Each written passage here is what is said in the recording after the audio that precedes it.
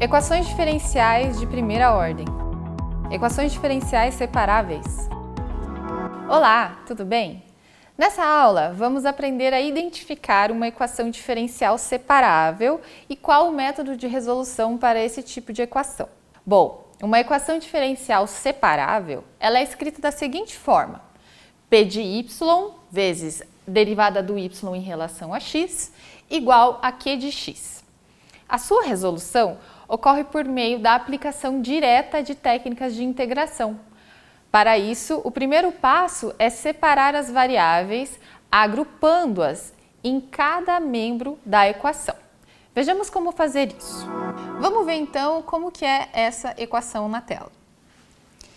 P de y vezes d de y sobre x é igual ao q de x, pode ser reescrito na separação das variáveis, dada por P de y vezes d de y igual a q de x vezes d de x. Repare que tudo que é y está do lado da esquerda e tudo que é x está do lado da direita. Nessa forma, aconteceu a separação das variáveis por meio do sinal de igual. Então, tudo que é y na esquerda, tudo que é x na direita. Feito isso, basta eu realizar a integração em ambos os lados da equação para resolver essa equação diferencial. Quando eu faço essa operação, duas constantes de integração aparecerão, o C1 e o C2.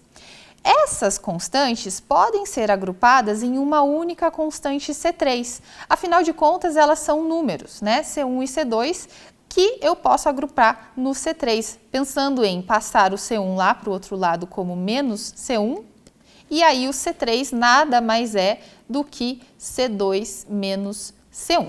Basicamente, essa é a ideia. E o terceiro passo seria a aplicação da nossa condição inicial para encontrar a solução particular do problema. Exemplo 1. Vamos agora aplicar o método em dois exemplos numéricos. Seja a equação diferencial com uma condição inicial dada por y' igual a menos 4xy², onde a condição inicial é dada por y de 0 igual a 1. Seguindo os nossos passos, a gente vai ter então que a derivada de y igual a x é igual a menos 4x vezes o y ao quadrado. Fazendo a separação das variáveis, então eu vou colocar esse y para o lado da esquerda e este dx para o lado da direita. Tendo assim, então, dy sobre y ao quadrado igual a menos 4x dx. Qual que é o próximo passo agora? Fazer a integração de ambos os lados dessa equação. Então, agora, passando a integral de ambos os lados, eu vou fazer a resolução desse termo. Mas aqui a gente vai fazer uma pequena recordação lá do cálculo integral. Qual que é a integral de x elevado a n? X elevado a n mais 1 divididos por n mais 1, mais a constante de integração quando a gente está numa integral indefinida. Além disso, lembre-se que y elevado a menos 2 é a mesma coisa que 1 sobre y ao quadrado. Então, esse y ao quadrado aqui embaixo é a mesma coisa que y elevado a menos 2. Muito cuidado nessa hora de fazer a integração dessa fórmula para não errar, porque esse n vai ficar negativo. Então, esta integral aqui vai ter como resultado menos 1 sobre y mais c1, que é o c1 da primeira integral, igual a menos 2x² mais c2, que é o c2 da segunda integral.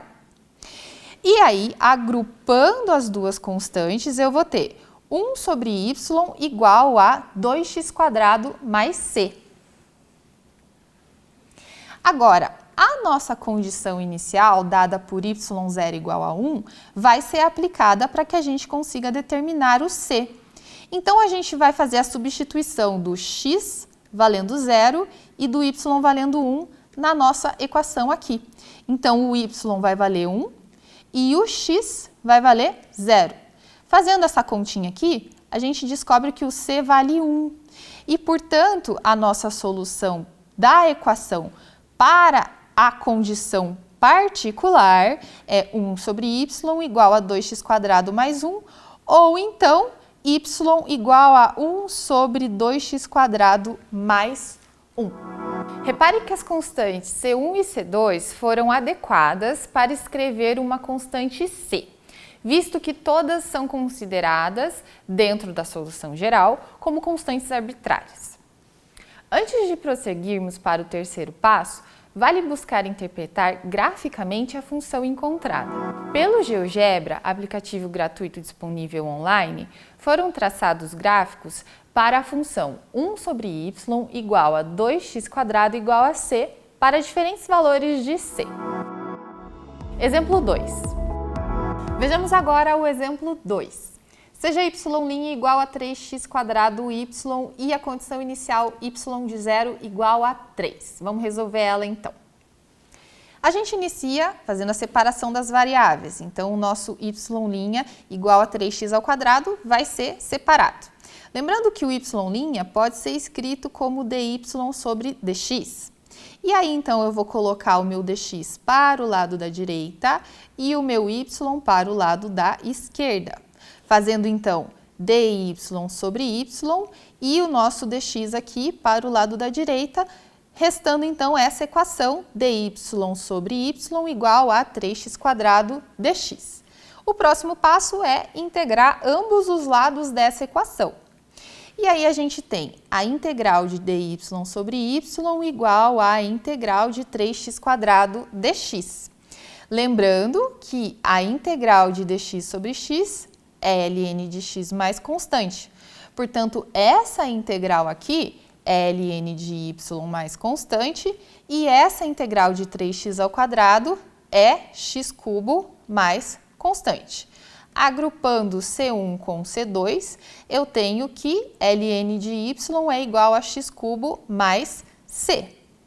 Lembrando também que a gente tem a questão das inversas, né? A exponencial do ln, o ln da exponencial, tudo isso aqui é a própria variável. Portanto, a gente aplica isso lá na nossa equação diferencial, para a gente encontrar o y, né?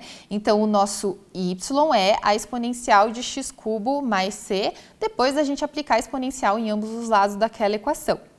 E aí, pela regra da multiplicação de potência na mesma base, essa parte aqui vai ser transformada na multiplicação de potências na mesma base, aonde a minha base é o e e os expoentes que estavam somados foram transformados nesse produto. Mais uma vez, o e elevado a c vai ser transformado em outra variável que é k. Por quê? Porque esse e é um número, então eu vou transformar ele em uma outra variável que é a k. E aí a minha solução geral vai ser y igual a k vezes e elevado a x ao cubo, tá? Então essa é a minha solução geral do problema. Lembrando que agora a gente tem a nossa solução particular. Quando a gente tem solução particular, a gente precisa aplicar essas condições iniciais lá na solução geral.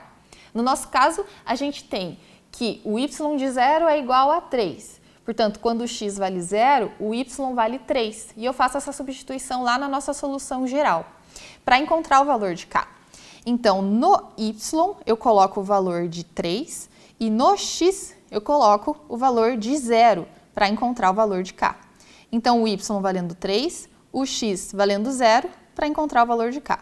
Qualquer coisa elevado a 0 é 1 e aqui o y valendo 3, eu encontro que o k vale 3. Portanto, a nossa solução da condição inicial, ou seja, a nossa solução particular, vai ser y igual a 3 vezes e elevado a x ao cubo. E assim, nós encerramos nossos estudos com relação às equações diferenciais separáveis. Espero que tenha sido uma aula proveitosa e até mais!